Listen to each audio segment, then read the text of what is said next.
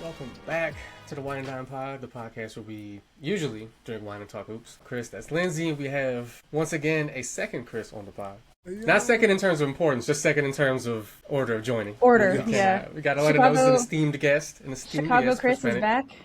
Hey, you know what it is, baby? What's up? I just call you Chicago Chris. That's just how I refer to you in my life, so Chicago Chris is back on the pod. Lindsay is now outnumbered in terms of Chris's and in terms of Americans to Canadians. Yeah. Outnumbered on racial lines too. This is We jumping. We jumping. I love it. Honestly, no complaints. It is funny because I was like, oh, American Chris is back. And I was like, wait, no, I can't say that. That's not even accurate. Yeah, it's always funny when you I don't know, I catalog people I know sometimes based on geography if I know multiple people with the same name. And I'm like, no, it's that person from there. So can't even do that. So you are Chicago Chris Pennant. And then I guess you're for now Toronto Chris. Other Chris. Can't even be California Chris, man. That's fucked up. I mean, you're not currently situated in California, so no. Not even a real Toronto man's yet. Like, they have not converted me. I don't even have. You said mans, though. You said mans, so there you go. That's the term, though. That's the term for Toronto mans. It is, but anyway. So yeah, we're a little off-schedule recording. Decided we needed to have almost like a little emergency pod in honor of the point guard retiring because that's kind of going out sad. Not gonna lie, it's a little sad way to end it, end a legendary career. So Chicago Chris reached out and was like, want to talk about Chris Paul, and we're like, you know what? Yeah, let's do that. So here we are. So take the floor. What are you feeling? How do you feel? It's really interesting. Sorry, that's a cop-out. I think everybody says that. Let me backtrack. It is sad. It is sad. As a Chris myself, as we've gone over so much with the same initials, at least the first and last, and him being around my age. I've watched Chris Paul for a very long time. I didn't get to see him in high school except for the one very famous moment that I want to talk about in a second. My first real memory of him was the 2004-2005 the men's basketball season, because University of Illinois was the best team in the country until they lost in the finals to North Carolina. And they really cemented that they were the best when they beat Wake Forest in the ACC Big Ten Challenge that year. And that Wake Forest team, everybody was like, okay, this is their first really, really strong test because they're going up against Justin Gray and Chris Paul. Everybody knew Chris Paul's name at that point. He was, I would go out on a limb and say he was the best point in the United States that year that wasn't in the pros, and everybody knew it. And so for the fact that Illinois, who everybody's like, okay, they're good, but this is back in the day where a team that shot a lot of threes, people were kind of like, yeah, but they beat Wake Forest. They beat that Wake Forest team pretty handily, if I'm not mistaken, in Winston-Salem, and that was it. Like, okay, now Illinois you can't trifle with them. So then after he came in, I kept following him, and then I learned about he had the game in high school where he scored 61 points after his grandfather died. And I think this is emblematic of Chris Paul more than anything to me. His grandfather was 61, passed away. He went out that day as a point guard in high school and said, I am going to score 61 points. And did it. He just went out and did it. And then he had free throws to get to 62 and deliberately missed the second, and then subbed out of the game because he was proving a point to, I think, himself. And that's kind of been Chris Paul's legacy. Yeah. He's been good enough to be on a championship team. He was on a up-and-coming Hornets team where Tyson Chandler finally got out of Chicago and then got a chance to develop. David West was on that team. I think young Ryan Anderson was on that team with him. And they pushed the Spurs. They pushed the Lakers. They just weren't there yet. And so when the time came, and Lakers fans, if you're out there, y'all remember y'all wanted Chris Paul real bad. And then and David Stern was like, nah, you know what, y'all good. Let's let the Clippers have something. He didn't believe in Marc Gasol either in that trade. He didn't. I have a racist them have something good. Right. God, let's let him get something. Let's throw the Clippers a bone. But it's been so. He was on that Clippers team that was they weren't the prototypical team of the early 20s where things were still kind of oriented around the post and slashing, but they were great. They were a great team. And they really should have put it together. And I don't think any of that is on Chris Paul that they didn't. it was just whatever Native American burial ground that, or maybe it's just Donald. Let's just blame Donald Sterling for all of that. I mean, yeah. Fine. I'm good with that. I think that's enough of a curse for sure. Do you think, like, because I mean, obviously, Doc Rivers is around too. Also, yeah, a lot of things going poorly for them. Just the juju was real bad. Yeah. I mean, I guess, yeah. Like when Chris Paul made it to the finals with the Suns, and I don't know, I was like, I was cheering for the Bucks just because I love Giannis, and I was kind of really tired of the, Giannis doesn't win big kind of games. And I think I was also hoping for that victory of like Giannis staying in Milwaukee, right? Like it really felt at the time that was the thing that was going to keep him. And obviously it did for a while. And I mean, to be honest, I was kind of cheering for Mike Budenholzer to not get fired. I kind of felt bad for the guy. It's like, he's like literally coaching for his job in every game, and he knows it. Everyone knows it. It's like the biggest subplot of the finals, or like the whole playoff performance for the Bucks. But I was also like, it was one of those finals where I have no real like skin in the game, so I'm kind of like, I'm not mad if anyone wins, and I'd be pretty happy for Chris Paul if he won a ring. And especially like the one in Phoenix, I think would have been pretty cool because it was him coming in and pretty much immediately turning like a moribund franchise into something good. I mean, Devin Booker had put in a lot of effort, and the team was actually good around him. The Suns had sort of turned it around a little bit, but from going from basically barely missing the bubble playoffs to being in the finals was a pretty big step. And you could really see like Chris Paul's imprint. I mean, DeAndre Ayton has never been so productive. Nope. So, I mean, I feel bad for Chris Paul that he never won a championship, but I am glad he at least got to the finals, and them losing in the finals wasn't his fault. I don't remember watching that series and thinking, well, man, if Chris Paul just played better. Like, I don't remember that. Maybe I don't know. Maybe it's like I'm misremembering, but I just don't remember thinking like, wow, Chris Paul is really the fucking problem here. I mean, that was a weird playoff for him too, because he had like at the beginning of that playoff run, his hand was fucked up and he couldn't shoot. Yeah, like, he had like injury issues. I feel like the injury issues plagued his playoff performances more than, I don't know, we kind of think about sometimes or like to give credit for. It almost felt like a weird curse because like every time he was on a team that could genuinely make real noise in the playoffs, some weird freak injury would happen. Like obviously the one in Phoenix didn't really stop them from getting to the finals, but the one that really has got to hurt when you look back at Chris Paul's career is the one when he was on the Houston Rockets. Yeah. Up 3-2 against the Warriors, had him up against the ropes. And then, boom, Chris Paul hurt, losing both. 27 missed threes. Warriors go on, cruising the finals. I mean, it's hard not to think that without Chris Paul, they at least win one of those two games. Well, and what sucks is because they're playing so well. Is you feel like they were going to win probably because of Chris Paul, definitely not because of James Harden. And so it was really a big blow when Chris Paul went out. Because I feel like Chris Paul kind of actually made it easier for James Harden. Like, and it's not to say that James Harden hasn't played with other great stars, because obviously he has, and he's flamed out in the playoffs with every single one of them.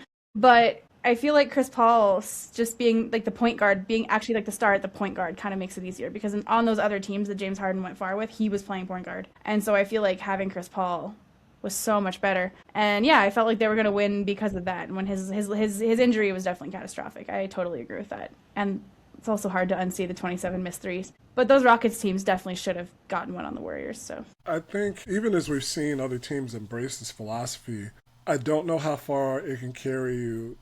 I've been talking with my partner about optimization a lot, because she is a data, she says she's not necessarily a data scientist, but she works with data all the time. And she's done a lot of study on statistics in her off time and for her job. And there's a point where you're optimizing to basically max out a stat rather than to achieve a total like victory. It's kind of like she used the example of standardized test scores, where they're supposed to measure performance, but schools ended up teaching to the test because they had to satisfy No Child Left Behind. Right. And so you're not really measuring how good is this school or this class. It's how well do they understand this particular test. This is not like a one-to-one analogy. But no, those Rockets, I know what you mean, yeah, those Rockets teams were just like, we are trying to maximize our point scoring by shooting as many threes as we can. And I think unlike the Spurs teams who were kind of doing it under the radar, and even unlike the Celtics teams that were doing it, that did it later and have been successful, Daryl Morey just said, let's score as many points as we can. And you don't have a guy like Chris Paul who has the added dimension that you need in the playoffs of being able to slash and hit a mid-range and not just get to the foul line and get open for threes, get open by, doing a three-step for threes, then you lose out. You lose out on a dynamic that you absolutely have to have. My guy here, Eugene, McIntosh, at the Bigs, we've been agreeing on this for so long. When it comes down to it in the playoffs, those threes are going to be a lot harder to come by in those clutch moments. Yeah. That's the thing that we don't necessarily, or we couldn't, that we didn't talk about Steph Curry with until the Warriors won their last championship. When it would come down to those tense moments, he wouldn't always hit those shots. No, for sure. And I think you see this in any sport, though. Anytime a team is built to beat another team specifically, it usually doesn't go that way because you kind of have to have your own identity, and that identity can't be just like, we're built to beat X team, because you don't know that you're going to play them. Or, you know, like a lot can happen. There's a lot of variance that can happen. And then as soon as you're built that way, especially, I think you're prone to, like, you're especially vulnerable to, like, injuries, and you're vulnerable to just, like, any possible kind of, like, you know, pebble in the grind, like, in the grindstone there. Like, it'll fuck it up. So you kind of have to have your own thing. And I think you see that with, like, I mean, like, the Spurs aren't really built to beat the Thunder specifically. They weren't built with that purpose, but they have the right personnel to do it. But they do other things that are unique to them as well that they can fall back on in their identity. And same with the Thunder, right? Like, no team is a carbon copy of each other. And generally, when you try to be, it doesn't really work.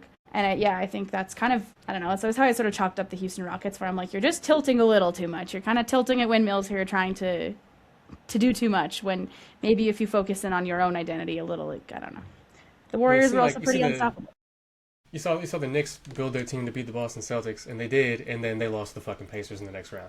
But like, right. I think one of the things that's frustrating about the Chris Paul injury in that playoff series against the Warriors was like the Rockets had like the weird, you know, we built this offense on the principles of Microsoft Excel type of vibe going on, but defensively they had a kind of an interesting idea where they said, we're going to take switching, you know, which a lot of teams do in the playoffs, and we're going to take it to its logical extreme, to the extent where, like, we know you have this beautiful offense, and it's a worrying machine where guys are getting all kind of open looks and throwing, you know, Draymond and Steph are throwing no-look passes to each other, and we're going to say, you know what, we don't fucking care if Chris Paul has to guard Kevin Durant and be at a foot height disadvantage 5 or 6 times a game. We're going to switch everything, and we're going to make you just man-to-man, just beat us over and over and over, and you're going to have to shoot over people over and over and over. They're saying, they rolled out the ball and said, we're playing this like pickup ball. Like, you just need to beat the guy in front of you over and over and over. And that was tough for the Warriors. Even though those guys are great, the Rockets made it tough for them. And it kind of sucked that it fell apart with the injury and they lost the series. Yeah.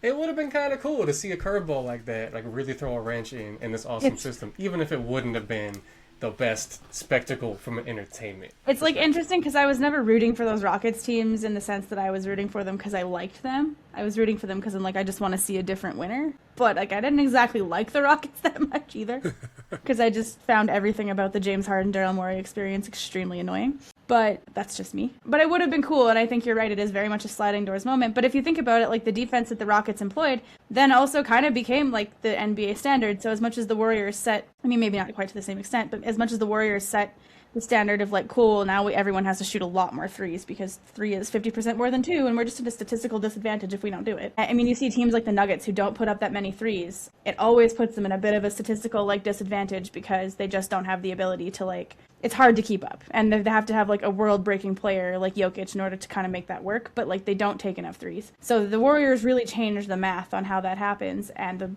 the Rockets really leaned into it, but the Rockets really changed things on defense, because I think after that you started seeing a lot more teams switching, and especially against like the Warriors and things like that. Like, they really did sort of not modernize defense fully, but they definitely like threw it further down the road of like, okay, now we need to have players like the 3-and-D wing became like the most important piece in an NBA lineup outside of your superstar. I mean, it's like everyone, it's kind of like the joke when you look down like NFL rosters, like everyone needs cornerbacks. Everybody needs shooting in the NBA. Like, it's kind of just like a cliche, like a cop-out. If you're like, well, what does that team need? Oh, they need some shooting. Well, no shit, everyone needs shooting. Like, duh. Like, that's just kind of the game now. That Rockets era was interesting because the thing about Chris Paul was like, everyone thought, okay, he has to have so much control. He's going to pound the air of the ball. He's going to control your possessions and make them great, but like, he can only play that way. And that Rockets team was very different from like the pick and roll, machine like that he ran with like the Hornets. These guys were like, the Rockets were pioneers in our lead guard walked the ball up the court and then shot a step back 3 without any passes or any screens or movement or anything space. Like, they innovated that space. You see that legacy in every team today. My league No, I mean, you see that legacy in Shea. Step back from 28. That's the whole But I think you see James Harden's legacy. It's hilarious, actually. Like, you see James Harden's legacy remaining in Oklahoma and Shea, in the sense that like, I think Shea is a different player, but in terms of just like that very like, or actually Luke is probably the best even example of that, like in Dallas, but just, yeah, like the point guards walking up, they're controlling every single detail about this. And I think Chris Paul also showed that he wasn't that way in Phoenix too, though. He worked really well with Booker, where he like relieved some of the pressure on Booker to have to be the main initiator, but he gave them a like different, I don't know, just element and whatever. He fit in really well. I don't know. I agree. You're definitely onto something where we all had expectations of how Chris Paul was going to fit in Houston, and it turned out that Yeah, like 2 of the 5 best ISO scorers in the game were James Harden and Chris Paul, and they basically just took turns like clicking people off the dribble. Harden from the step back 3 in the hoop, and Chris Paul with that mid ranger, man, and like he would grow up like a Rudy Gobert type, and he'd get to that right elbow and hit this like lean back, kind of going over that rotating toward that left side. And he would just splash that shit right in people's faces over and over. It was an incredible shot, and like it doesn't really get talked enough about as like a signature shot in the league, the way that like Dirk's fadeaway does. Probably because he didn't get a championship moment with it, but it was definitely You knew that shit was coming. You knew the defender knew it was coming, and he was way bigger. He was making his mid-range, his mid-range lean was just so like. Sorry, Chris, I know you have something to say. Such a tough shot to defend. That's like the one. There's something weird about it where I'm not a good shooter. I've never been a good shooter, but so the way that neither you end up turning over the right shoulder, just like a turnaround from the left elbow, it lines everything up perfectly. And so to be able to do it from that same spot over a bigger player, it's like you get the rainbow, and if you get it right, it falls right through the hoop every time. No rattle, no backboard. It's just like a beautiful shot. And he had been working on that forever. I think the thing we haven't talked about is the Clippers Thunder trade that everybody thought was like all Clippers all day, all the time. Getting Paul George. Yeah. Right. And we've like bridged between that talking about Shea. But nobody thought that Thunder team was going to do anything that year. They thought they were going to be basement level. And Chris Paul, everybody's like, oh, Chris Paul just randomly dragged this team to the playoffs. And he kind of like Dort wasn't ready, Shea wasn't ready. He did, yeah. They had Hartenstein, who nobody knew. Oh, they didn't have Hartenstein yet. They didn't have Hartenstein yet? No, because Hartenstein was like in Denver, I think, that year. Because Hartenstein bounced around. He was with the Clippers for a bit, and then he went to Denver. And I actually was really like, I was sort of sad that it didn't work out in Denver because I thought he was a really solid backup for Jokic. But Michael Malone era, I'm not really sure what happened. But anyway, he talks a lot about his time with Jokic, though. And then he went from Denver to New York, and then I think, or maybe he went to the Clippers, and then the Knicks traded to Denver, Clippers, then New York, I think. Right, and then he was somewhere else before Denver. I can't remember where, but he was in the league. He was just somewhere else, random. And then he didn't go to the Thunder till free agency after the Knicks. Last year was his first year with the Thunder. Yeah. But they had Schroeder. They had like a really baby Shea. They had, who else did they have? They had like Kenrich Williams. They had a bunch of like random people.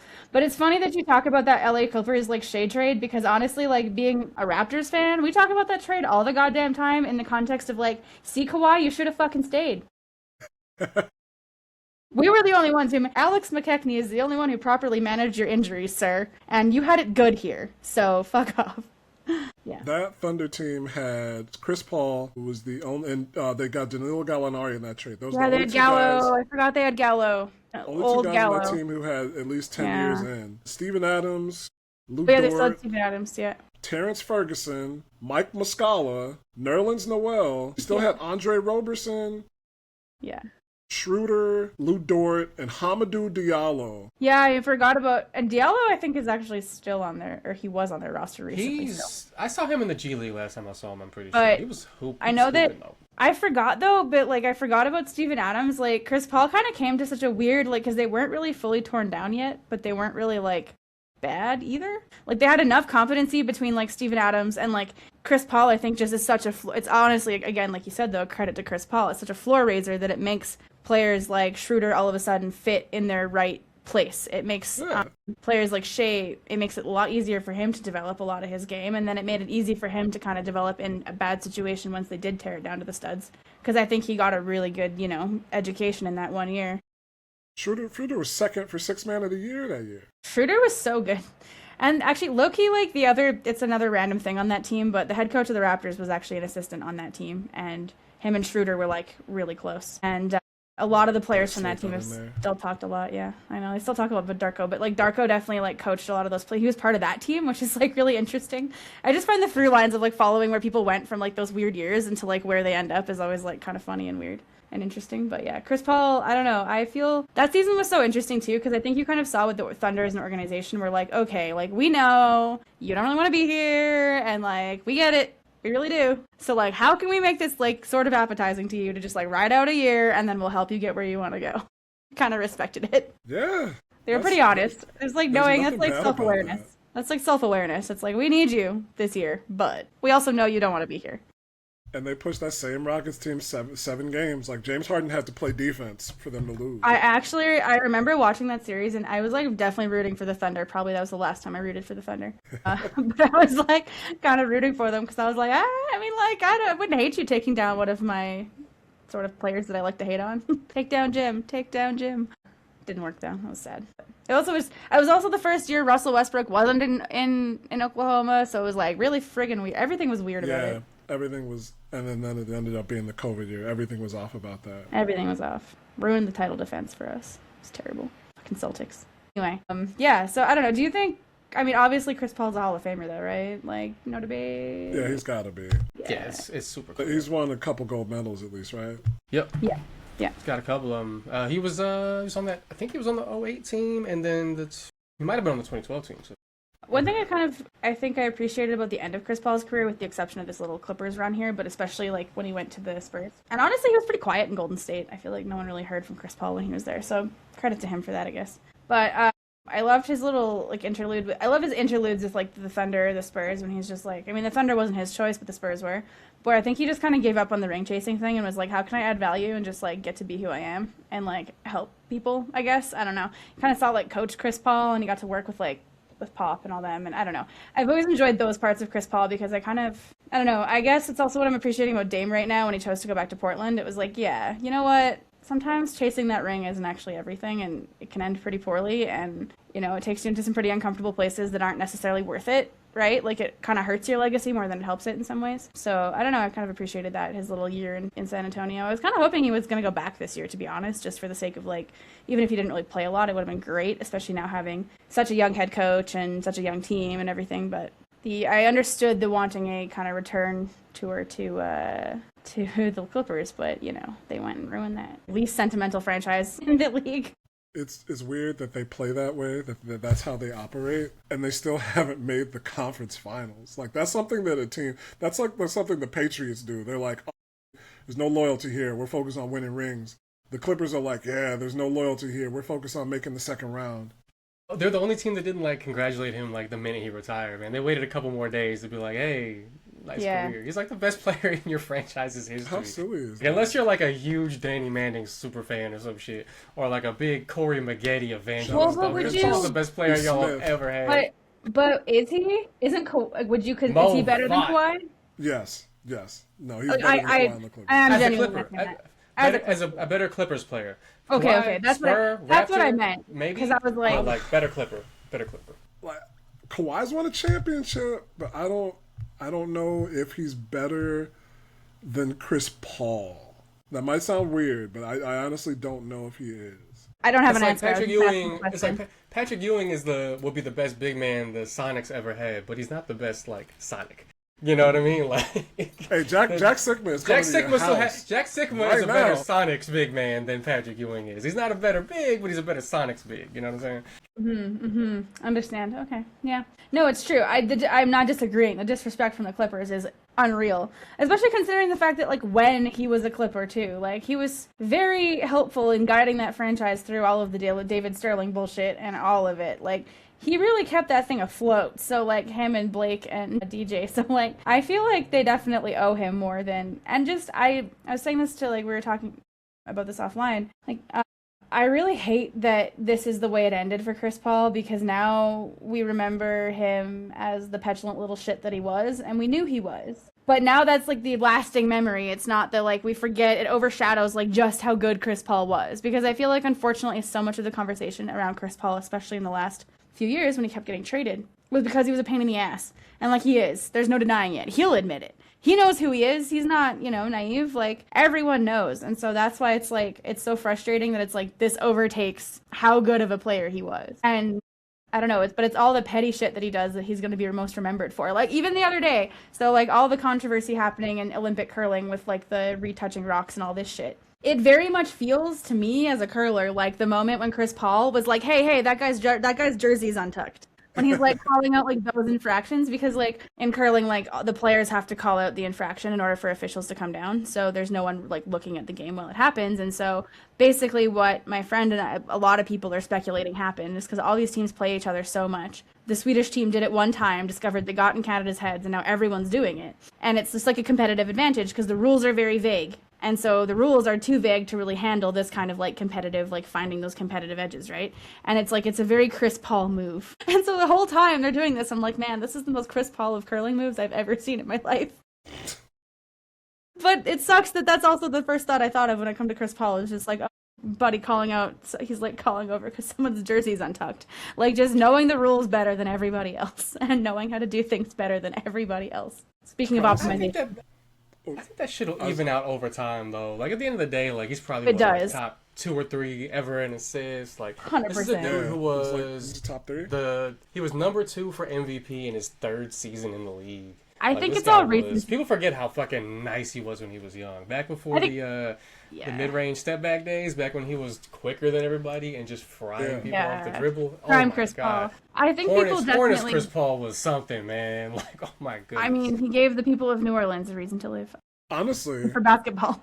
Like, I don't know. He's the reason the Thunder have a team, to be honest, because the Sonics owners would have never moved them to Oklahoma City if they hadn't seen how Chris Paul, like, lit up Oklahoma during that Katrina year. So, I mean, Chris Paul is quite literally the reason that the Oklahoma City Thunder are there.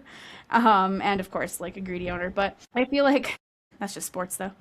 But I think you're right. I think a lot of the, like, sort of talk about his petulance and whatever will go away, but it will always be part of his story because that was him. Speaking of optimization, is just like he's going to do everything to the best possible degree, maybe to his detriment, but he's going to do it to like he's going to know everything and every edge, and you got to respect it. I think go ahead.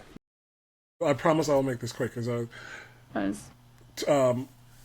my least favorite, well, the book of basketball is still a really good book. But when you read it through the lens of anybody who's not a jerk, then it becomes not Bill Simmons? Yeah. Yes, exactly. Yeah.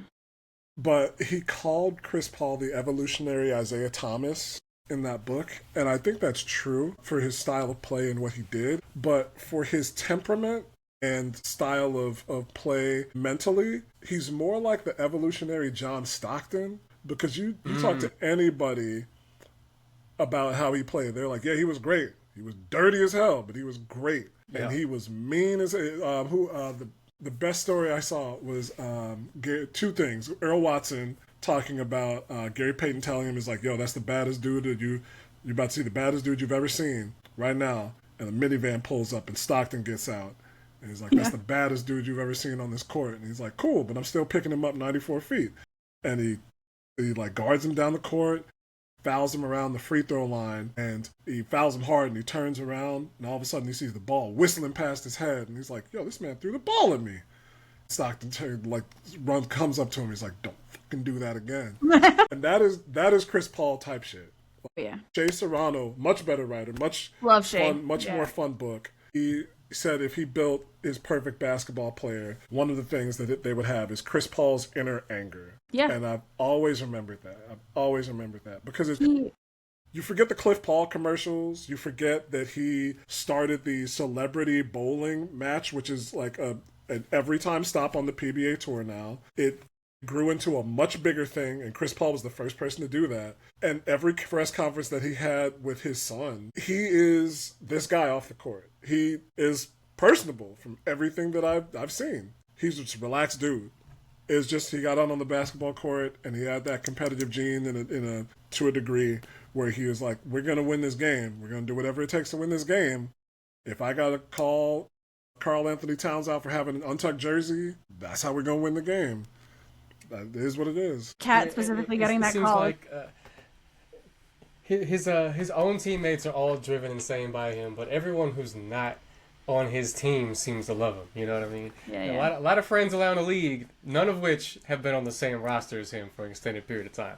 Guys love the dude, but once they're like in that same locker room, short periods, it can be a very direct style of leadership, which people are used to in sports. But this can be really, how some people are like, man, I got that.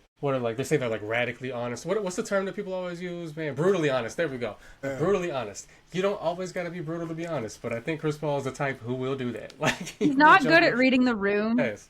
Yeah, like he's not super good at being like, oh, maybe I shouldn't just like cuss in this guy's face right now. But I'm gonna go do that anyways because fuck it, fuck that guy. He fucked up. Like we lost because of him. And like I don't know if Chris Paul's dad was in the military, but that's a vibe he gives me is that his dad was in the military. You know what I mean? I could see it. I want to look it up, but that's the kind of dude that he reminds me of. No, fair enough. I can see it. I feel like Chris Paul, we always talk about Kobe and Jordan and like those players as like the most competitive people, but we generally do forget about like the competitive fire that Chris Paul had. But his manifested slightly different. He didn't quite have, he had the I took that personally thing, but I think to your point, Chicago Chris, he did it in like he did it in more of a like, okay, well, I'm going to use a rules thing to do it, or I'm going to find another edge that's not just me physically dominating you, like Michael Jordan or Kobe even tried, right? Chris Paul was like, oh, but I not only like am I super competitive and probably better than you physically, I'm also smarter than you because I know like X, Y, and Z in the rule book and like I can find it. Like it's very Belichickian, actually. You'll appreciate that reference there, other Chris. It's like the dude who you play cards with. Who is like, or Uno, the cat who plays Uno, who's like triples and doubles every time, faster than you, always is like on it. Is like, nope, you didn't call Uno, pick up three more cards. He knows who's played how many skips just off the top of his head. You yes, know what I mean? He's like, counting cards in Uno. It's his turn. It's his turn, not yours. Yeah. Reverse back to me. Reverse back to me. Reverse back to me. Yeah, that's Chris Paul for sure, 100%. So a while ago, actually, I think it was like our second episode of the podcast, we did an episode where if you could make a starting five lineup, like a basketball lineup, but if Wines were players. So both of us chose a Cab Sav as our point guard, and both of us basically had Chris Paul in mind because we're like, we want the strictest, like the most tannic, like stern, like strong structure. Like, everyone will listen. Like when I come up the court, like you're listening to me, like I'm dominating this shit. So both of us had chosen that, and I think we definitely I think we put it on Instagram. We have a soundbite of it too. So the Cab Sav I'm drinking is also from Napa. So shout out to Chris Paul. This is a Pinot Noir, mainly because it was the grocery store next to the Afghani restaurant when I ate. Hell yeah. And it was $17. Hell yeah. Where's it from? It's Miami. Yeah. I'm intimately aware with that wine because I used to sell it. Nice. All right. Until I did not know anything about it. Yeah, until about a year ago, I used to sell it. It is from Sonoma, Monterey, and Santa Barbara County. So Chris, it's sweet, Paul's but it's dad dry. describes himself as laid back. So I don't know where it came from. I looked it up. He was like, "Yeah, Chris gravitated toward leadership. Not me though. I'm just laid back." And I was like, "Okay." I don't know about Paul, just a chill guy. I don't know about that. There's gotta. What did his mom say? Maybe she was the one who was yelling. I don't know. Probably. He seems like someone who had a very strong mother. Yeah, or we talked about his grandfather. Maybe it was his grandfather. But he seems like someone who had a very strong, like, matriarchal presence in his life. Like his grandmother or his mother. He just has that vibe. I don't know how to describe it, but you can just tell when a dude's at a very strict, like a very strong matriarchal. Not strict. It's like a strong matriarchal presence. You're like, oh yeah, okay, you get it. Yeah, Chris. No, I mean I don't know. I'm sad. It kind of just felt really sad, and I mean like. I know the Raptors were never going to play him, and he was never going to report to Toronto, but, like, wouldn't have been unhelpful. Basketball Reference still says on his page, Team Toronto Raptors. We have some young point guards who could probably use his mentoring. Like, I wouldn't have been mad. Jamal Shed would be even more annoying if he got to play with Chris Paul. Everyone would hate him so much, and it would be so good. He'd definitely be Kyle Lowry 2.0. And we have a thing for ornery point guards in Toronto, so like Chris Paul did fit in pretty well. Yeah. Jamal Shed is like if Chris Paul like on the defensive end anyway. It's like if Chris Paul played football for most of his life and then started hooping. Like, oh, yeah, for sure. He plays like a football player. I love that man. I love him to death. Especially for his size. That's pretty because it's not like a football player playing basketball where they're just like, I'm gonna throw elbows as soon as I see you. Yeah. No. He No, Jamal Jamal's a dog. We love him. Well, I love him. He's that bowling ball build. He's like a hard-hitting safety. My Like, large that's adult how he's son. built. So let's be nice about what we say to my child here on the podcast, okay? Just kidding. No, I love him. I love Jamal. Actually, what I love most about Jamal and IQ is that they play best together. They work best together. Because Jamal is spiritually definitely more of a Chris Paul, like Kyle Lowry sort of point guard. IQ definitely is more of a combo guard, fits a little better off the ball. But anyway, this is not about them. However, that Chris Paul Raptors jersey would have gone real hard, so I'm real sad that it never got to be a thing. So yeah, I do think the way it all ended with the Clippers was actually just like specific. I do want to kind of drill into that a bit more though, because it was specifically very disappointing to me.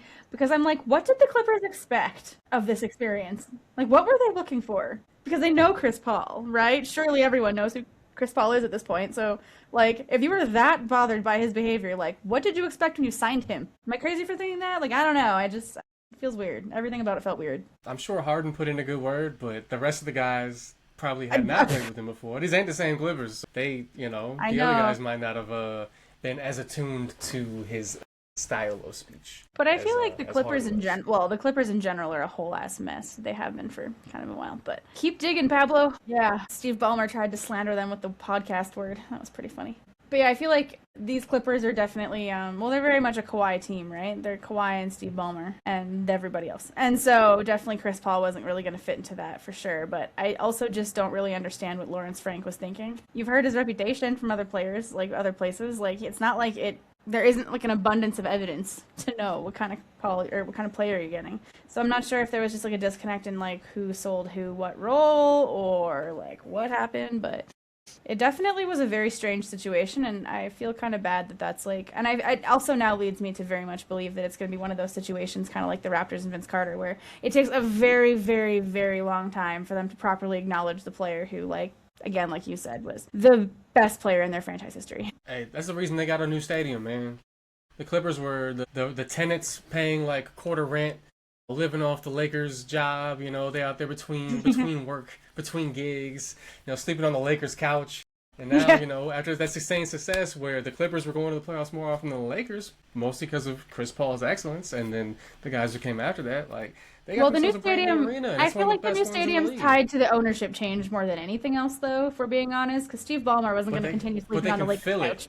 They can fill it now because the fact the Clippers were even worth $2 billion in the first place is because of Chris Paul. It's not even the stadium. It's the fact that the Clippers sold for the amount they sold to Steve Ballmer is because of Chris Paul. So you're right. I could have got the Clippers on layaway if Chris Paul hadn't come there. You know what I mean? Like, if I got signed up for the 200-year payment plan, I could have got them. Yeah, like Blake and DJ were good. Let's not. Blake Griffin is gonna get savaged at some point for just being like a dunker. I know. But he was a good player. I already hate how he's talked about, to be honest. And I feel like for anybody who really just wants to call him a dunker, I'm like, watch his Detroit days. When he was really good in Detroit, he was really fucking good. Yeah, like dribbling, the one passing, guy they had. Yeah. Like, he really evolved. Guy. And he showed the amount of evolution he had in LA once he got to Detroit, and I'm really sad that he couldn't stay healthy, because obviously that was a bit of a last gasp trade by Stan Van Gundy, but the two of them worked well together. Like, they really did. So it's really unfortunate that didn't work out for the Pistons, but... Speaking of another time where the Clippers and Steve Ballmer were just kind of like, yeah, we're going to surprise you on this. Fuck sentimentality. Loyalty? What's that? Don't know what that is. Yeah. But, like, Blake was out front. Chris Paul was in the back, like, making that team incredibly good. 100%. Yeah. 100%. Chris Paul definitely, I don't know. He's the reason the Clippers are the Clippers, but anyway. I don't know if y'all remember, sort of like mid-late 2000s, like early 2010s, there was sort of a league-wide debate over who the best point guard in basketball was. And there were people who were very much in the Chris Paul camp, and there were people who were very much in the Darren Williams camp. And I used to think that I was like, I must have a different TV than everybody else, because I do not understand how anybody thinks it's Darren Williams out there running that flex offense and playing mediocre defense. I was like, he was a fine player, don't get me wrong, but I think history bore out once Darren Williams left, the comforts of Jerry Sloan's offense. and started to age, and Chris Paul kept aging and kept fucking hooping. It I was feel pretty like clear who was the Paul better eliminated any argument about any point guard because I'm sure at some point Derrick Rose was considered the best point guard. I mean, to be fair, I checked out of basketball for a little while for various reasons, mostly being in college and not having a fucking TV, but also just kind of checked out. But I do think like Chris Paul, all the arguments about like stacking up other point guards against him have kind of fallen away. Time has definitely borne that out. I've heard guys talk about how like everybody caught the Derrick Rose flu, but there was still like Steve Nash was past his prime, but he was still out there. He was still hooping when Rose came in. Steve Nash is my forever point guard for obvious reasons, but I obviously love Chris Paul. And it's like the Deron Williams thing, I support because he was on that same U of I team I talked about, but he was good. He just wasn't Chris Paul good. No, I don't know. I don't remember Darren ever finishing top 3 in MVP voting. And after he went to Brooklyn, it did not go. It just did not go. And they should have gone. It was kind of haphazard arrangement. But if everything you said about Darren is true, that team should have been much better than what they ended up being. So some of this I think actually it was in some ways clear that he was better, but some of this is my own personal biases in terms of like the style of point guard I like. So Deron Williams was kind of like the big body, like he didn't really necessarily have a ton of like wiggle, but you know, big body, can finish, can make plays, can shoot it, whatever. Chris Paul had that like, I can remove you from your shoes and I'm hitting somebody for the openest layup they've ever had in their life. We're going to take a player like a Tyson Chandler who has like negative bag, like not even pockets, you know what I mean, let alone a bag.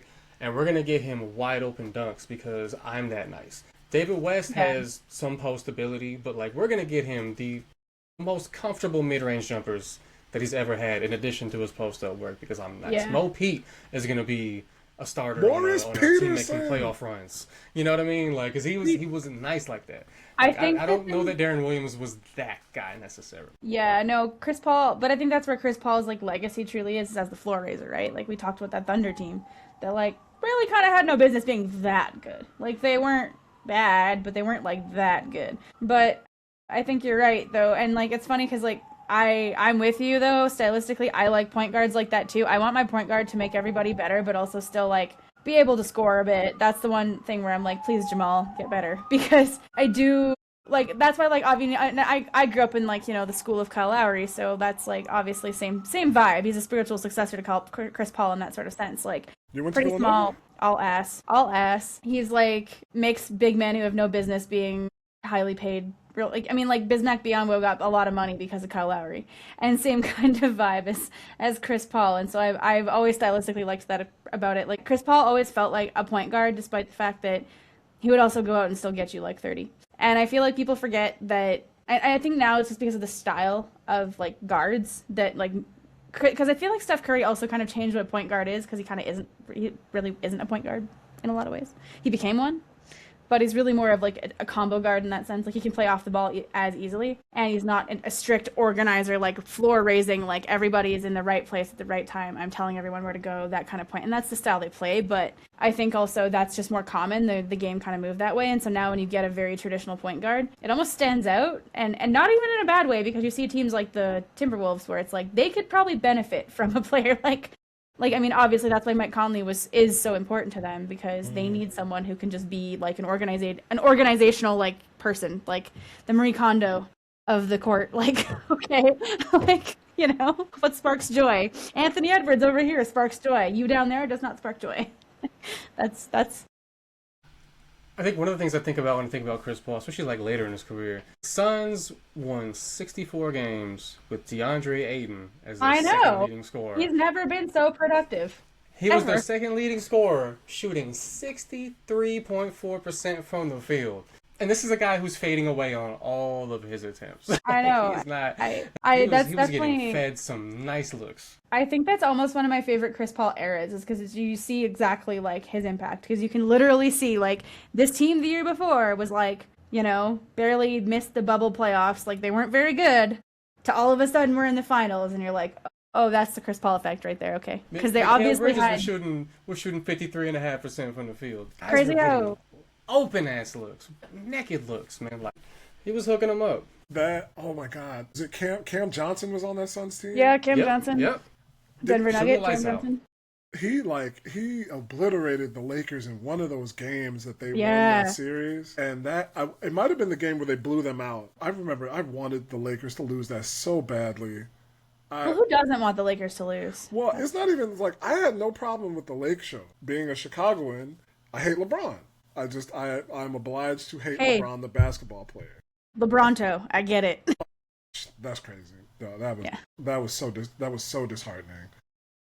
But that team and the guy that I love to watch on YouTube, they would do like the lip reading, all that. He's a Lakers fan, so he was watching all those games and he would post like all the reactions. And then just watching that team beat the brakes off of the Lakers and seeing Devin Booker score like 40 and 50 points and it actually means something, felt like, yeah, all right, you know what? Yeah, like you said earlier, Lindsay, the Suns got it.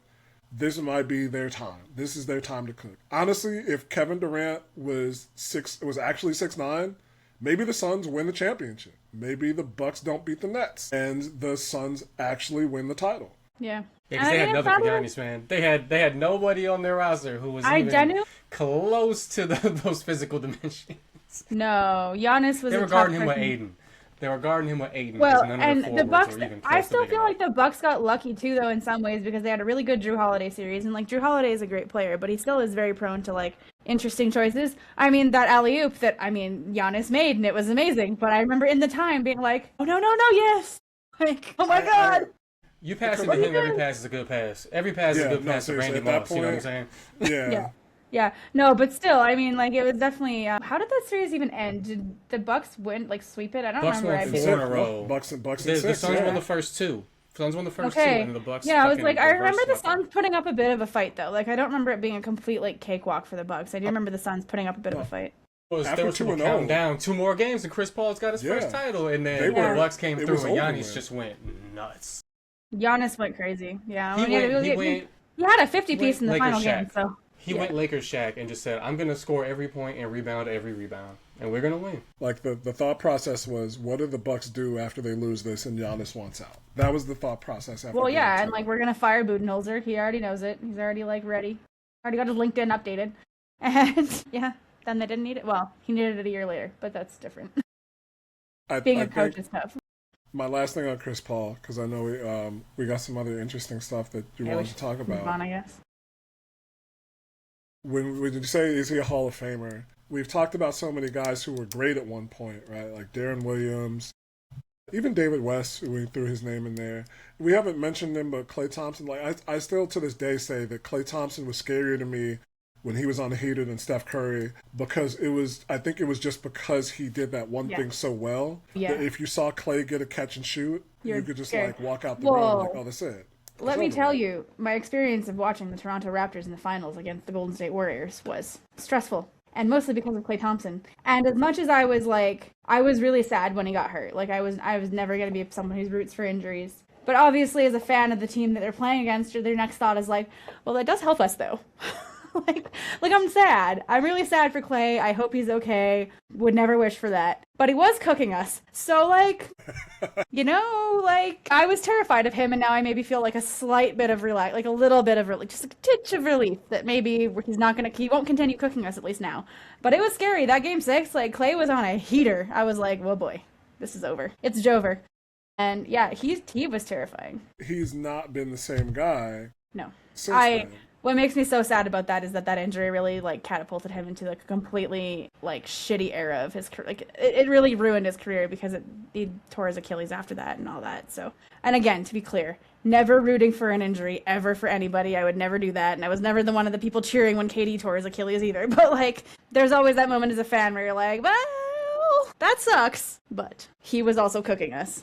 And, we were chop suey. The thing about Chris Paul is, like, all those players that we named, they had like an era where they were fired. Darren Williams succeeded in that clog the paint. Your point guard is the guy, but you still need a dynamic like big or even a wing. Really a big, I think, at that point in time still.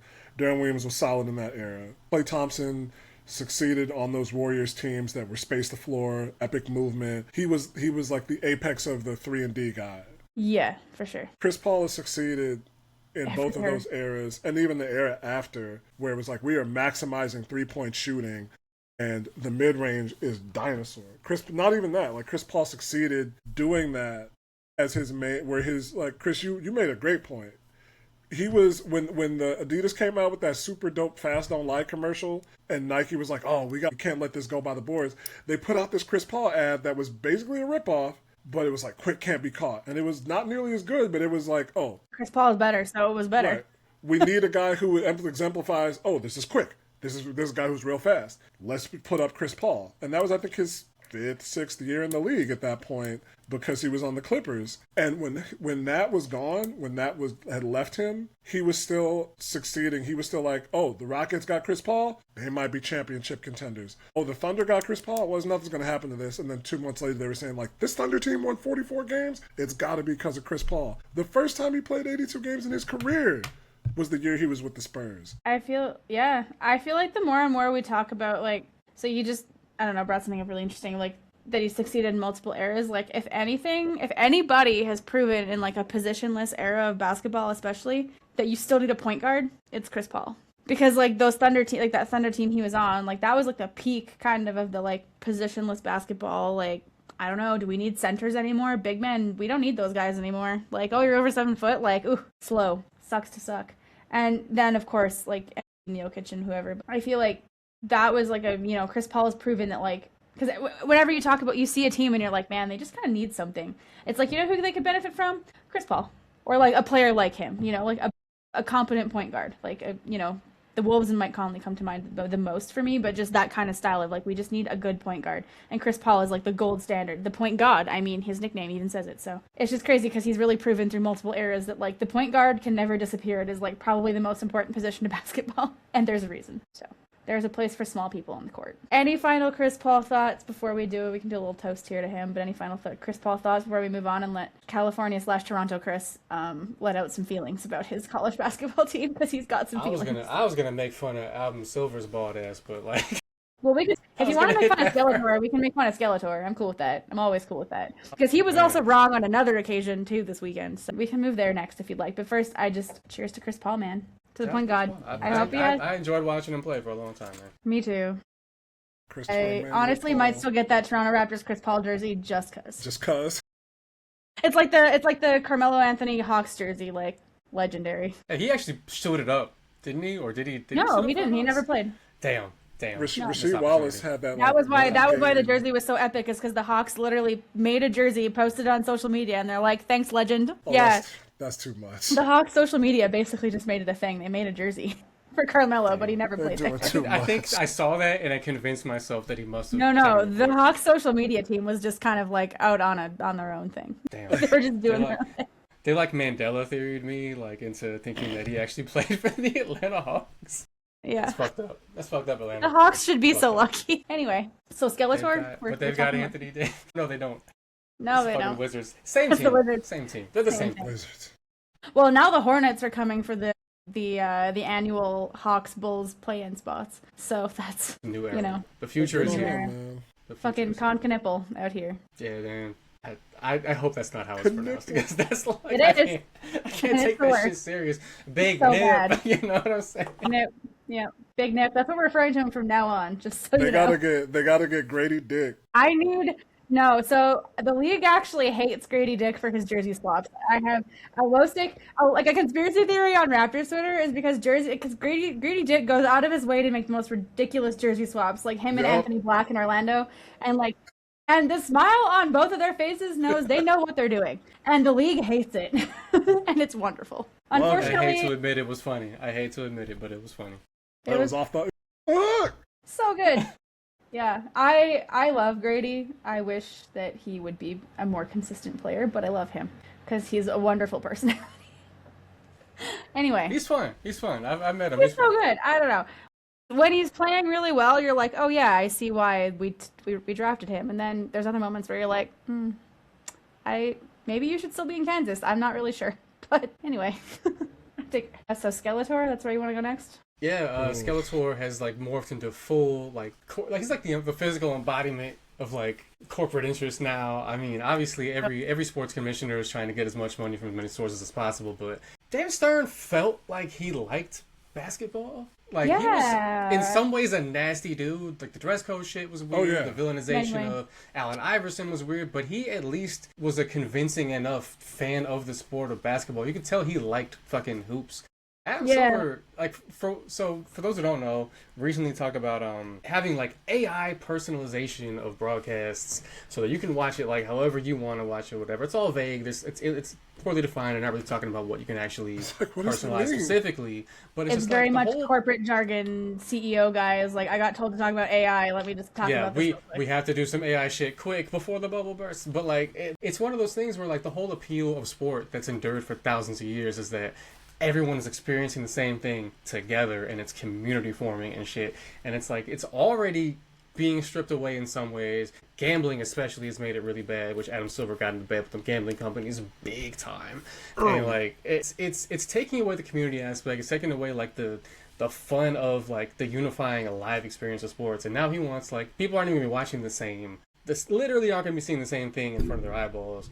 And this is like from a dude who suggested a while ago that the league it's a highlight league. You don't need to watch full games. Like, just watch the highlights on fucking YouTube or Twitter. Remember when when the NBA was in on NFTs? Remember that whole era? Oh, the NBA Top Shot thing or whatever. Yeah, they yeah, did the NFT thing for a bit. Yeah, I Top remember that. Shot, yeah. Yeah, it just feels like. That's what that I mean, felt maybe like. it's needlessly romantic on my part, but like it just feels weird to like No, sort it's of not. devalue your own product, which is No. live sport, which is like It's the one form of entertainment that's lasted. It's not romantic on your part, I don't think. I'm like, I don't know, I'm like a flag bearer for fuck AI. My degrees were in philosophy, so I'll always kind of hate AI.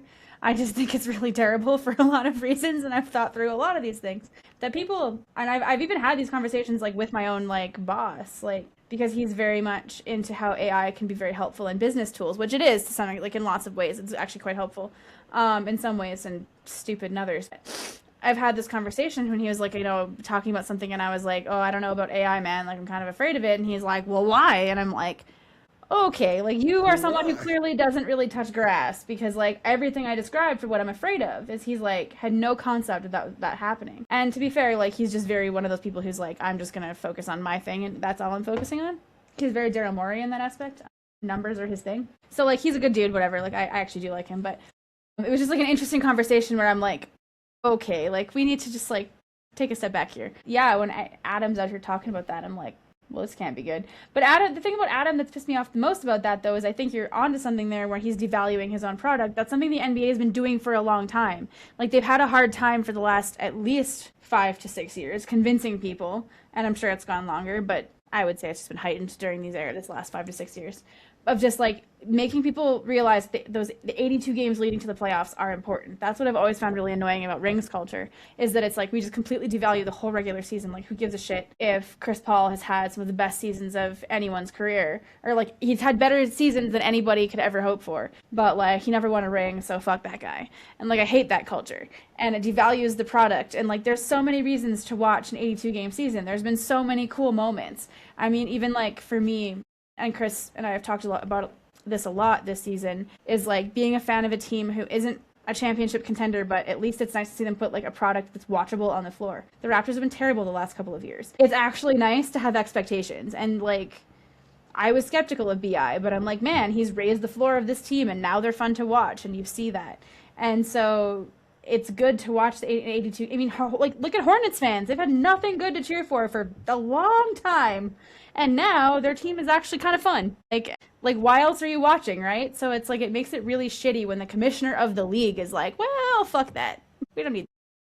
We want you to personalize your experience. I think it's going to make it like NBA Red Zone. I don't know. Well, and what makes me wonder, but I don't understand, like, you brought this up in our group chat offline, was just like, how does that even work? What I think it means is it's just like using AI probably for anybody who's in like the NBA app, for instance, I bet you is about to get a huge AI uplift, facelift. You're only going to see dunks. You're not going to see any of the plays. But it's whatever you it's gonna put be every into dunk it. from every game that's happening. It'll probably be whatever you put into it. So if you are looking for like dunks or threes or whatever the hell, you'll get that. I mean, celebrities. I wish I could make the prompt. No. I wish I could make the prompts like super. I'm trying to obscure. see the influencers, man. What I want is if I can make the prompts be like, show me charges. I want to see every charge that got taken in the game this tonight. Honestly, that would be there's There's something one to Jalen that. Brunson That would charge be- on repeat the entire Now night. that and would you're be a gonna useful so bored. application of AI. However, I don't think that's going to be what's happening. Oh my god. I want to see Kyle Lowry take charges every goddamn day. Because at one point in the heyday of Raptors Twitter, there was an account that it was the Kyle Lowry like charges ticker, and every time he took a charge, it added, and it was the best Twitter account on the website. That and Nick Nurse technical fouls, because he took a lot See, of those. that's why Kyle Lowry needed to be thick, because he had to fall on his ass like every single lot. game.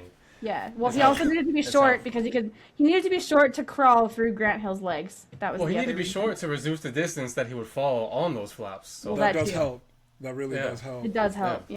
You don't see tall big players guys don't flop with- like that. You I can't, am- They're you not can't trying to take take a those charge when you're charges. tall. No, man. I'm Fuck that. convinced- That's too Long way to far. You go. don't fall 7 feet onto your ass. Oh That sounds my painful. God. I mean, Embiid does it all the time, and he doesn't even take charges. So what the hell? He falls every direction though, so he spreads it out. True. Like, he's That's true. Jo- It's not just one Jo- way. Joel- I genuinely believe that the statue of Kyle Lowry outside of the Big Bank Arena is going to be him taking a charge. nah. It's gonna be like J-Lo at Madame Tussauds. It's just gonna be cheeks. Stop it, y'all. Stop it. My partner and I grade players on a scale of 1 to Kyle Lowry on how big their asses are. Y'all should watch baseball. Baseball's garbage. Oh, right, the pants. That's where you want to be. Baseball Actually, has that ass, was the though. comment. That was the comment. We watched like a little bit of the World Series because, of course, like the Blue Jays made it, and I genuinely hate baseball. It's my like least favorite sport on the planet, and even I watched. More than golf? I chose to watch. Well, okay, golf is definitely below baseball, but like it's pretty. It's. If I could choose to watch neither, I would. And although I was more intrigued by baseball this playoffs than I'd like to admit. I bet I could, if you give me one summer, we go to 4 games. Okay, well, Wherever. I if you will take me convince to a you game and that- pump me full of beer, I'll have a great time. We I are could going to the DR, and we're not leaving until you like. Seriously, baseball. yes, because I need to I watch feel like I'd baseball like it. outside of this country. Bro, I feel like you take me to fucking Japan. I'm gonna love baseball. It's gonna be amazing. But like, No. I- Oh my God, I They get can't hype. They get wait. hype at those games. They It's get not, hype. it's not the golf Japan is crowd. They wild. get hype. To be Japan is fair, so like, my different, but they one- love it. my one experience seeing a live baseball game was in Toronto, but I was like 15 or 16, so I wasn't even legally able to drink. So that Oh, also the Jays made it sucked less- then. That's why. They were ass. And then you were, They were when ass. we were I was just 15, they like- were not good. They were ass. I was at the top of the Sky Dome, and I couldn't get drunk. So it was Yeah, just like yeah. That's why nothing you hate about it. it was good. Yeah. So the Jays missed the playoffs 22 or 23 straight years, I believe, and that was Most dead of in the my middle of life, that stretch. actually, If a Roy good chunk of Halladay my wasn't lifetime. pitching that day, there was no reason to watch him. Yeah, pretty much most of my lifetime. So actually, funny story. So Chris is actually a Blue Jays fan. Like, grew up a Blue Jays fan. I have no attachment to baseball other than like my parents watch the Blue Jays, so I guess I'm a Jays fan. So this World Series, he was a lot more invested than I was. That's for fucking sure. I But wanted that. I wanted my that mom for is the boys. actually my mom's actually a Cubs fan. Hate That's right. You told me that. I did. That's right. And I think Both I of her collapsed dogs are off named of the after. They're stool. named Cub and Wrigley. So This shit keep following me. Why does this? I'm sorry. Everyone Why knows does the this keep White Sox. happening to me? If it makes you feel any better, Wrigley's at least really cute. They're both like really cute dogs. So like that's something. That's cool. You know what I'm saying? Could have had a Kurt Thomas dog named after the White Sox. Yeah, right. That would have been dope. Hey, don't put that past my mother. There will be a deep cut of some. I'm surprised there is no Tiger. We've never had a dog named Tiger Williams. So. Hey, You wait, know if you're what? going on the Cubs team, you gotta have a dog named after like Bartolo Colon or something like that. Okay. Aw, brother I would have loved that. Bartolo. Cologne's the best. Yeah. See But- that? Those are things we're talking about the NBA ruining its own product. Baseball is kind of doing the same thing, and Yeah. I'm so sure that they're going to lean into AI if they haven't more so already, because it's even more based on quantifiable events than basketball is. I was gonna say baseball is like the notoriously like the most statistical. It's a Based team sport that's sport. basically a bunch of individual interactions. So like Yep. Yep. you can really math out baseball to an extent. People are talking about. I mean, if you think basketball stats are bad, but they're talking about like I think that's why I started- yeah. pure like net plus minus and blah blah blah blah blah. Like baseball, they're talking about fucking like there No. are casual fans who are talking about the spin rate So on I people's pitches. I think the that's exit kind of also velocity on why I people's don't bats. like baseball, if we're being honest, is like not only is it just kind of boring, and it's gotten better. The pitch count made it like a lot better. I will admit that. Like the clock makes it a lot better. But I was like, not only am I kind of just bored because there's a lot of dead time, I don't want to talk about numbers. No. They do a good job avoiding on the broadcast at least, but like if you're reading about baseball, God, no, they will but baseball dive fans are all so up in them obnoxious. numbers. And like I love playing fantasy, like football, it's fun. Basketball was way too much, too often. But like baseball, like I think I'd kill myself. Like I don't need That's the original fantasy sport too. I don't That's want to the have a original fantasy statistics degree to do this. Fuck that. No, I I'm actually sorry. hate the pitch clock. Get ready to learn stats, buddy. That's a hot take. Like We're a baseball podcast now. Well, so like basketball, I think is cool because you can have the individual matchups. You can have the one-on-one battles. You have the trash talk back and forth. It's so personal.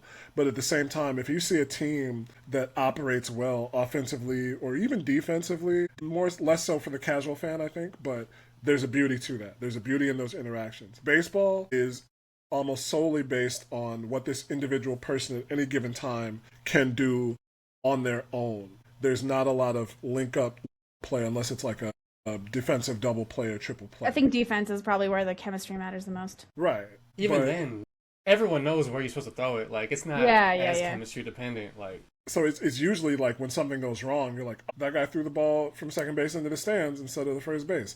That's not supposed to happen. Okay, guys. But sorry, go ahead. I'll let you finish. The interaction between the pitcher and the batter, where it's like, we're going to set each other up, and basically, I'm going to force you to do something that you think is your own choice. Mm-hmm. Stuff like, there's a video where Greg Maddux and Barry Bonds watch an old at-bat they had together from like 24 years ago. And they both talk about it like, so I did this, so I'm probably setting him up for this because he did this 3 years before that. And I knew that he liked the ball there. And Barry Bonds is like, I knew he was going to throw that because that's why I pulled the ball instead of like hitting it foul the other way. So you throw the same... And you don't get that anymore. That's the optimization in both sports is just like, we are not going to try and maximize necessarily our individual advantage unless we have a generational talent. We are just going to go for like the best we could do at this particular thing. Is that why you don't like the pitch clock then? Because it takes away that kind of like matchup, like the... Or it makes it like less, I guess. It diminishes it. Yeah, because there is like the fans got into it when you threw over to first base 4 times because you had a base stealer on. It lengthened the game, but there was like, ooh, you're scared to face this guy. And maybe you're just making them wait. Maybe you're just like the person at Family Dollar who disappears to the back for no reason. And you're just making them wait. Maybe you're trying to get gamesmanship in baseball. Yeah. Chris Paul would have been a great baseball player. He really a lot of game theory. I was just thinking that. I'm like, man, Chris Paul he knows I can't hit the baseball. bottom right corner, so he's going to throw there, but he knows I know he's going to throw there, so he's going to throw somewhere else. Baseball, batting is game theory. That's really all it is. Yeah. And the craziest reflexes you've ever seen. See, like, I can get that. Like, I don't know. Anytime, like, strategy in sport, I get it, because my main sport is curling, which, like, most of it is the strategy that you don't, if you, like, when you're watching it, you don't really understand the amount of strategy going into it. And it's obviously changed. I mean, like, especially now because of how accurate these people are. The shots they make, you're like, you can clear a house in, like, one shot, so you have to be very careful. And so, like, my partner and I were watching the game, Canada was playing Switzerland, and, like, for me, like, those two teams are two of the best teams in the world, so watching them, it's, like, really interesting, because I'm seeing, like, they, misplaced their rock by, like, this much, so all of a sudden, like, that's a problem. Like, now this is an issue. And it's the same kind of just tediousness of exactly like you were talking about, of, like, an at-bat, where it's like, okay, well, I know, as a batter, he knows that I can't hit here, so, like, those kinds of things, and it's, like, it's really interesting. I don't know, the layers of sport, but I feel like the problem is that though that's not very well communicated, and that's an issue curling has. But that's a big issue, I think, with baseball, is like, you start to see it when you watch enough of it, but you have to watch enough of it, and that in itself is kind of challenging. And that's where the clock made it a little more interesting as like a casual fan, because I'm like, man, I'm not sitting here for fucking ever. Because I do feel like sometimes baseball is not a good sport for casuals. And it's not like a football game where you kind of just have it on, and it's like, even if you don't fully understand what's happening, there's some excitement, and you're like, ooh, okay, like, people are hitting each other, like, yay. Like, there's something kind of, like, something else kind of happening, or basketball, same thing. It's like, you don't really necessarily need to know the rules that well. Baseball kind of requires you have to know the rules a little bit, and I think you have to, like, understand that, because the rules are part of the strategy, in a way that it's not quite the same in other sports, I think. At least how I read it as a casual fan, where I'm like, this is a much more complicated thing, and I know it's really complicated, but I don't want to sit here long enough to learn. So here I am. I think the additional information that made basketball and baseball fans smarter also made the game cheaper. It took like the statistics? A lot of the... Yeah, it something takes the magic out of it. Something I agree. takes like analytics starts the fun out of it. out of a game. Right. It's not just that, but it's the fans knowing like the nuts and bolts shit, where it's like there's not as much wonder in. I guess that's where basketball still has the advantage of fans not. I mean, it's getting worse, but generally speaking, like a casual fan doesn't really know a lot about like the advanced statistics. You kind of know about like maybe plus minus, understand it, but like for the most part, the stats aren't fully like into casual fan talk in baseball quite to the same extent, in basketball quite to the same extent as baseball. Yeah, there's more arguments about bags than there are in baseball for sure, but like, there is still a concept though. There is still a concept of that. Does that pitcher have stuff? They call it stuff in baseball. Does that pitcher have good stuff? He's got good stuff. That's like the he's got good time. I don't care if he's not hitting the strike zone. Can he play one-on-one? Like, does he have 3 pitches?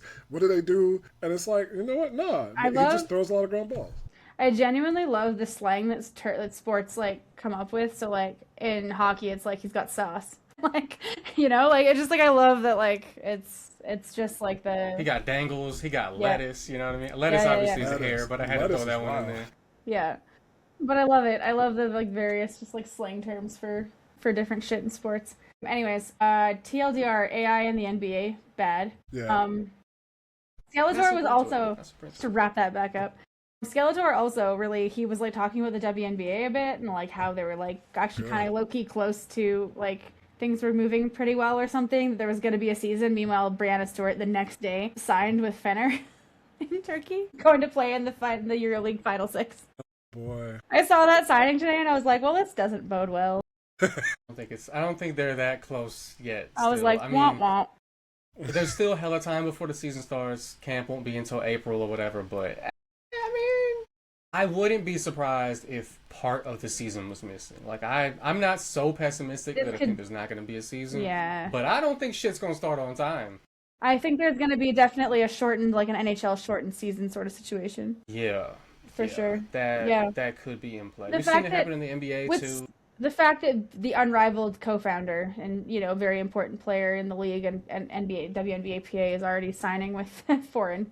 Going back to Europe, which she hasn't done in a long time, to be clear. Also, on top of that. That's a big deal. That makes it a really big deal. Yeah. That makes it worry. That could be a nice little, 4D chess there from Brianna Stewart, too. Like, I got other shit to do. Like, I mean, it could be. Hit my line when you got a real answer for me. I couldn't put it. I wouldn't put it. Proposal, hit my line. I'm being turkey hooping. I wouldn't put it past her. I do find it interesting that she's already like, I'll take the bag in Europe. I do find that interesting. Make America great again. You know what I'm saying? Let's lose one of our. I don't know. Yeah. I'm sorry. I don't know. It's interesting.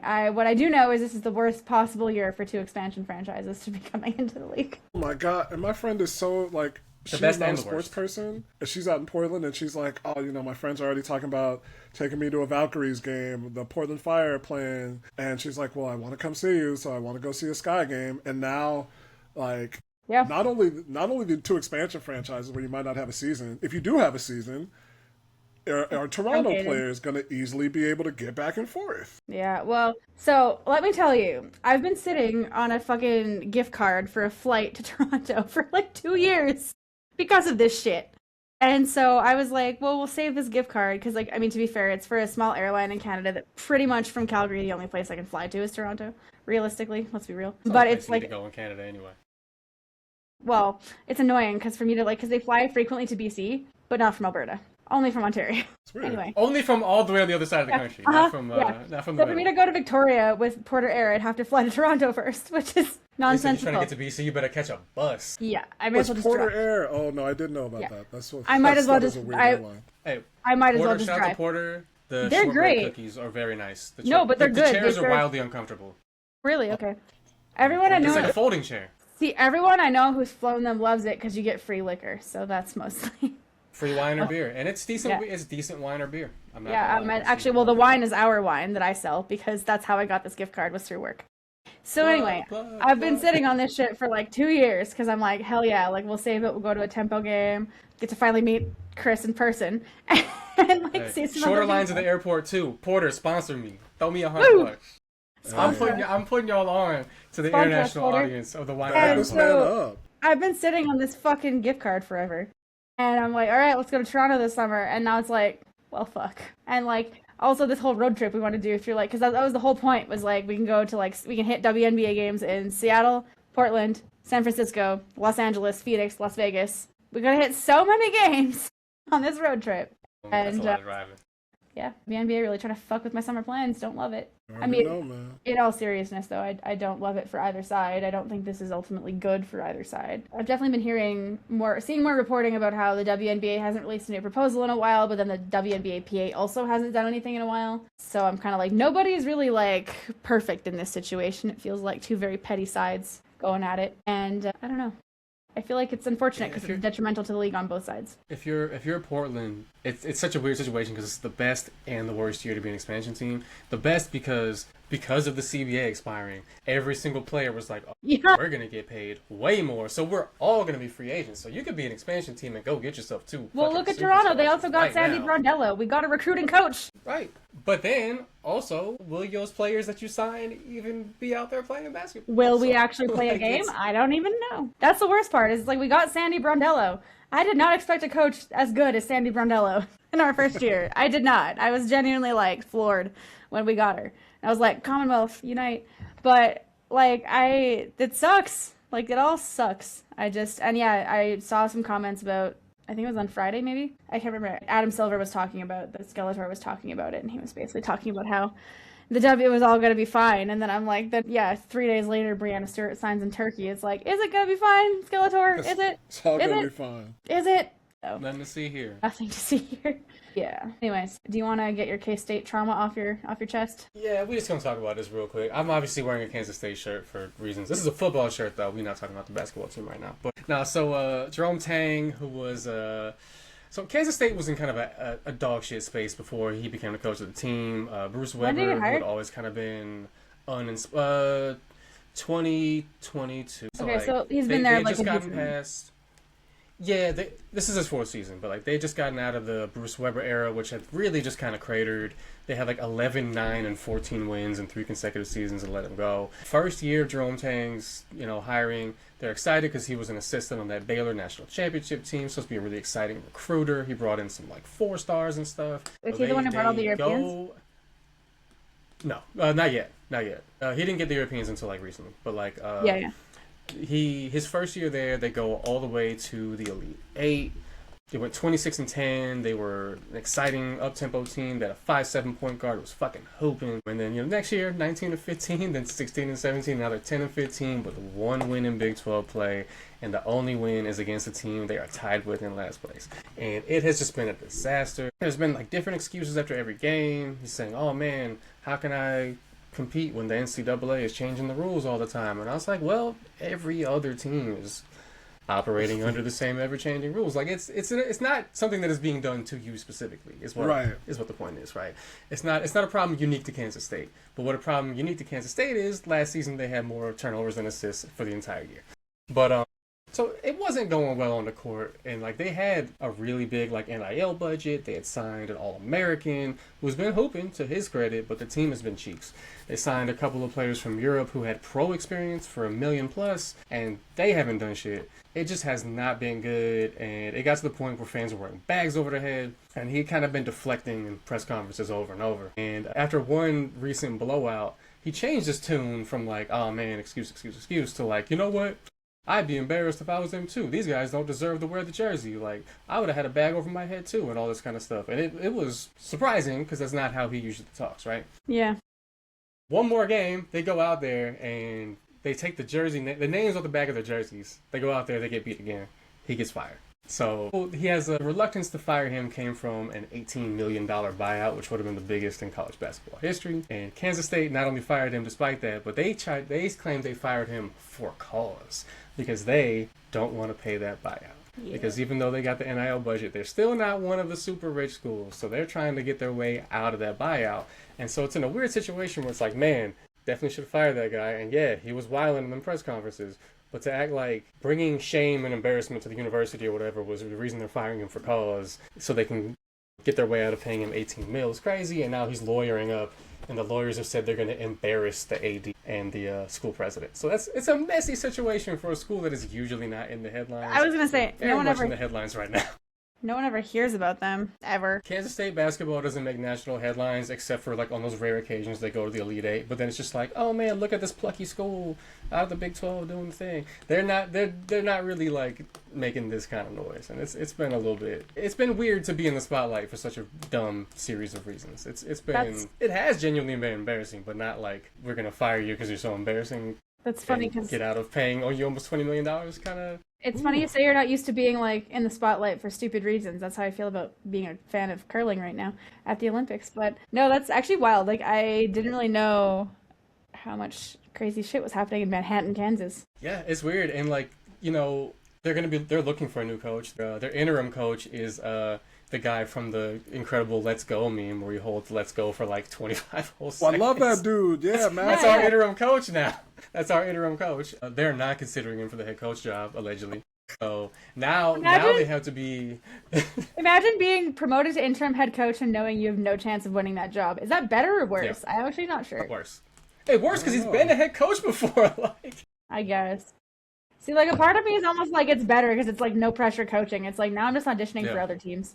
It's like great, pretty much. But like, it's sad because you're in an ugly legal battle with your most recent head coach, who was a big ticket hire, who you extended after like one season. You know, negotiating against nobody really, and now you have to find another coach who knows that this kind of shit is something that's in this school's back pocket, and that they might try to pull and try to embarrass the public. So, and I don't know. Yeah, that's weird. Yeah.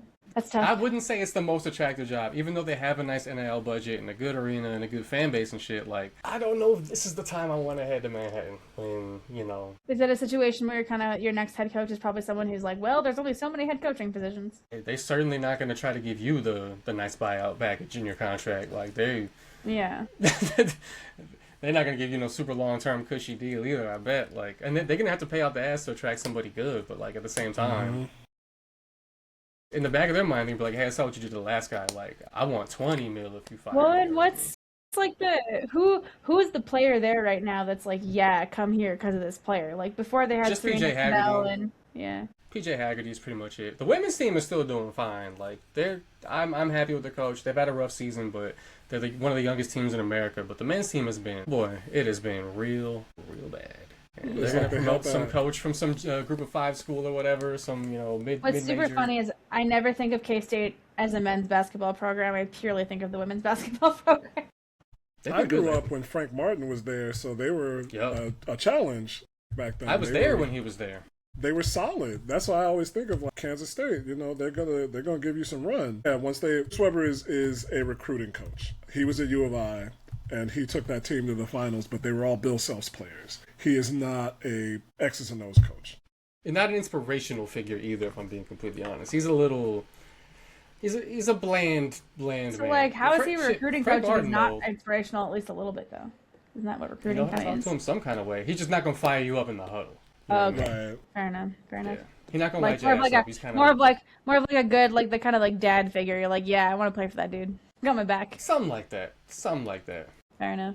Can we talk about Louisville men's basketball being ranked number 2, by the way? What the fuck? This is weird. Yeah, what? And the women's team's, like, actually good this year? I'm so happy. They shook off that Haley curse? Oh, I'm just talking. Like she's Jesus, I saw what you did, brothers. I wanted that for me. I can't even claim to be that big of a college basketball fan, but still, I mean, exciting. I've seen more Louisville college basketball games on TSN than I have in a long fucking time. Shit, they're top 10, and they're on Canadian TV a lot. Like I know, which is wild. And so the joke here, Chicago Chris, is that women's college basketball is very hard to watch here. Actually, it's extremely hard to watch in Canada. Interesting.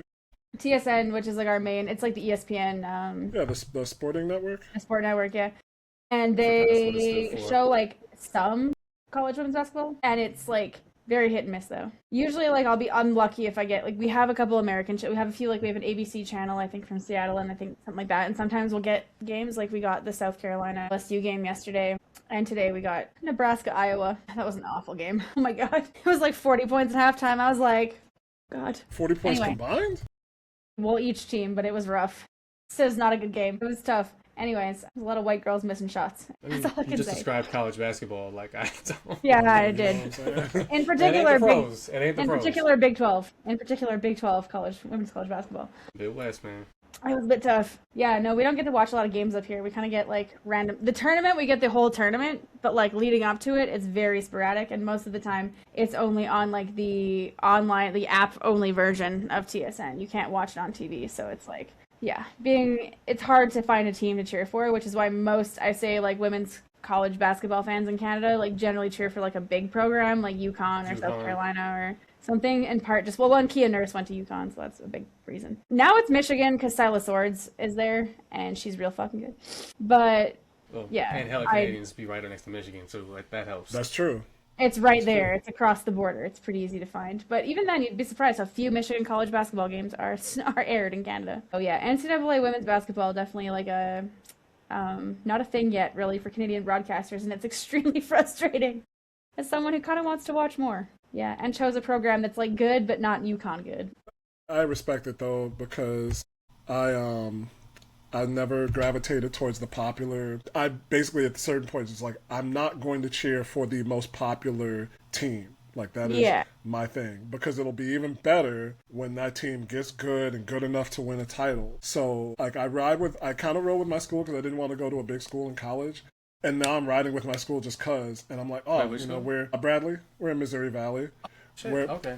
Men's and women's teams are doing really well. We both won at least 10 games. The women's team is in third place. We're not going anywhere because women's basketball is so top heavy that we have played everybody else well and gotten blown out by the top two teams, I think at least once, maybe twice. Happens. But the women's team is solid. That's what I want. I want to see the women's team do well. We went to Texas in that 2020 was it the 2020 NCAAs when they were playing in the empty gyms, or was it 2021? 2020. We went down to Texas. Charlotte Collier was there and she bullied us, but Laisha Petrie went off. And I was like, y'all better remember the name. And then Shimmy Gray was like, oh, Laisha Petrie from Purdue. And I was like, thanks, Shimmy. Just never mind that she balled out at Bradley for 3 years. It's all good. But I want that. I want the team that's not going to get all the highlights and the airtime to get something. Hey, Zach Randolph's daughter's playing for my team still, so I'm cool with it. Let's go. In my hood, the bullies get bullied. I mean, the thing is, like, it's super funny, like, cheering for American sports teams being from Canada, because you pretty much just choose really arbitrarily. Like, I chose the Chicago Sky because the Vanderquigs are my favorite gays. Yeah, I was gonna say, unless you live like near like New York State or near Michigan or Washington State. Like if you're in any of the non-BC Ontario provinces, like your choice is just like, man, who was dope the first time I turned the TV on to watch? Right. Or like you have an experience in that place. Like I chose Louisville because like I loved it, have some friends there, like had a great time in Kentucky. It was awesome, but I refused to cheer for Kentucky. So I mean shit, I got into sports during my like 2 years as a child in Alaska, right? There's no team within 2,000-3,000 miles. So the teams I ended up being a fan of, I was just like, hey man, they were cool for the 5 minutes that when my attention span first coalesced to a level that I could understand. Well, I mean, that's how my mom became. Patrick Ewing, big and tall and Jamaican. I fuck with the Knicks now, and that stay with him forever. Wait, Chris, are you Jamaican, bro? I'm West Indian. I'm not. We don't have. There's no Monsteration celebrities except for PK Subban, and PK Subban is not. We're done with him. PK Subban erasure? Excuse me? He's on like the Trump train and shit. We don't rock with him. Oh, he is? Oh, well, never mind. Fuck that then. I take it back. Dude, I take it back. What is going? Why? Never mind. He's like the only famous person from our island, man. It's fucked up. Brutal. I met his cousin though. She was nice. St. Kitts? Montserrat. Oh, okay. Yeah, I don't know. 5,000 people. 5,000 people, man. It's little. Man, that's disappointing with PK. I didn't know that PK. Is he still dating Lindsey Vonn? I know he was dating Lindsey Vonn at one point. I feel like he would have said something this week if he was. Probably, yeah. Disappointing, but PK did not know that. Okay, well, we're just gonna take back every bit of PK Subban fandom I had in the past. Yeah, no, I don't know. Sports is fun, but that's also what I think Adam Silver is trying to ruin here. Going back to that, though, to your point, though, about you're not being too romantic, like, I don't know, sports fandom is, like, it's a very personal thing, but that's also, like, it shouldn't be, I don't really want to be curated more about it either, though. Like, it's personal for me. Like you said, it's personal and it's connective. Yeah. We linked up in Chicago to watch the Sky because y'all were here, and I was like, I met you on Twitter, and I'm like, hey, man, I'm going to be in town. I'm going to be at these games. Like, do you want to meet up? And, like, you're like, Like let's go, because we're gonna be at the game. Like, let's go for drinks, and then we went to I don't know, that bar was so much fun. We had the best time, and I actually don't know if I fully told you what happened with our flights the next day, but it was a whole nightmare getting home. I think you did. I think you did at I don't one know. point. I remember being very hungover though, so thanks. You went to camp day and said, let's get drunk. That was not my choice. No, we went to camp day the other game. You met us the evening game. Oh, okay. I thought you, Yeah. No, camp I thought day you was got great. drunk at the morning game. I did, but that was awesome. That was different. I wasn't out till 3 in the morning, and then having to okay, fly that's- back to Canada, which was a whole thing. Anyway. But you can't do that in your own personal bubble of watching a game. No, and that's the thing. I've actually met so many cool people through sports and like through like just like even like Twitter, and that's what also makes me sad about the downfall of Twitter. Anyways, right. I guess we got to wrap up here. Our illustrious guest here's got other things to do. Do you want to plug yourself real quick? Plug your show. Plug your show. Yeah, no, it's so I've been developing a podcast that I'm going to actually get a guy to record with tomorrow, but the working title is Do you remember that game? It's a really bad working title, yeah, but I love basically it. you pull up the newspaper from the next day and you look at the box score, the wrap up, the play-by-play, whatever, and you look at that one play and you remember it back in your head from listening or watching the game. So I'm going to talk to people about their favorite teams and then go over that moment in a game. Like basically, T. Parker hits 25-foot three-pointer. Game tied like 72, whatever that Candace Parker 3 was in game 4 of the finals. Yep. And then you talk about your memories and your feelings and what it was like wherever you were when you're watching that game. So I'm going to have a guy in for that. And then I just got started as a DJ for the Chicago Independent Radio Project, aka CHIRP. Check us out online, chirpradio.org, if you got terrestrial radio, 107.1 FM in Chicago. And follow on Instagram at Chirp Radio. And if you got a smart speaker, hit tune in and put up Chirp Radio. I'll be on tonight from 8 p.m. to 10 p.m. Central Time. It'll be live. If you have any requests, holler at me. Shoot them. Thank you for coming on. Thank you for coming on. Go check out the shows. Yeah. If you need someone to talk... If you need to, need someone to talk about their emotional feelings during the 2019 Raptors championship run, I have a photo of me crying when they won. So I have literal evidence. Yes. It was a whole thing. It was like uncontrolled. That's super cool. I love that idea. It's like the rewatchables, but for sports. And that's super cool. Because, that is important. I think that all of us can remember, those important sports moments, for those of us who are sports fans, remembering, those moments. So that's super cool. Yeah, thank you for coming back. We'll put the Chirp stuff in the show notes, so if anyone's interested, please take a look. Follow Chris. What social media are you using these days? I'm off. I got off Twitter, thank goodness. I couldn't deal. Yeah. So I'm on Instagram. My professional account is CJP Scribe. My non-professional account is, should I say not your business? I don't know. I don't care. It don't matter. Jake 5, TWO and the number 5. Follow me there too. I put up photos of skies and the lakefront and other. I've been taking a lot of photos of people's writings in bathrooms that are funny. I love that. Yeah, your Instagram's been good. Love it. Yeah, they've been very introspective. Awesome. Well, thank you for coming back on the pod, for instigating this. You're always welcome. For anybody else, follow the pod at Wine and Dime. We're on Twitter, Instagram, the rotting corpse of Twitter. We're still there. And we'll get at you next time. One more cheers to Chris Paul. Got some Napa Cab Sav in your honor, buddy. And leave an offering for the point guard tonight. Yeah. Before you go to bed. Put on your best sweater and glasses, your Cliff Paul outfit. Throw your finest khakis on. Yeah. And relax. I love it. All right. Well, we'll till next time. Later.